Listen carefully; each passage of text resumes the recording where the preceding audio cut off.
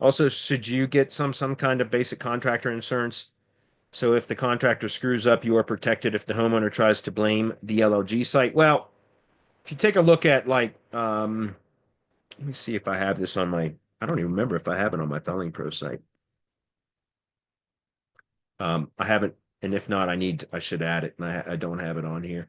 But I do for a lot of my lead standalone. I haven't done it for Felling Pro for whatever reason, but for a lot of my, it's almost like this. It's like Tree Care HQ is my directory site, right? And so if we are a directory site, like let's put it this way, is Yelp liable if somebody goes to Yelp and finds a um, tree service contractor and then they call through Yelp or submit a contact request through Yelp that goes to the tree service company, and then the tree service company comes out, quotes them, gets the job, and then drops a tree on a damn car or on the house, right? They fell the tree and they did it incorrectly and it destroys it does creates causes property damage.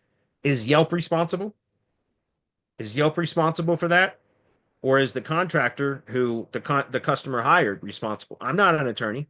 I don't know the answer to that, but my assumption is that it would be the contractor that would be responsible, not Yelp, right? Could you imagine? There'd be no directories if the directories could be sued for the lack of performance or damage caused by somebody that's listed on their directory.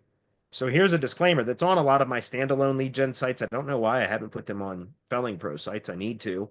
And I'm glad this question came up because I can go in and actually go back through and add that as a just a in the footer, just a disclaimer. But this just says right here, this site is a free service to assist homeowners in connecting with local service contractors. All contractors are independent, and this site does not warrant or guarantee any work performed. It is the responsibility of the homeowner to verify that the hired contractor furnishes the necessary license and insurance required for the work being performed.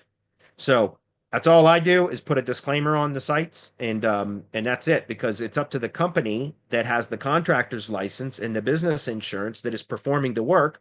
They're the ones that are responsible, not the lead generation. Remember, we're just a marketing company. That is all I am, and that's all I ever say that I am. I don't tell people that we're tree service.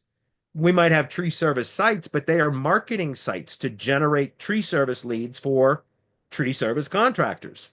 We are not tree service companies. We are a marketing company. Okay.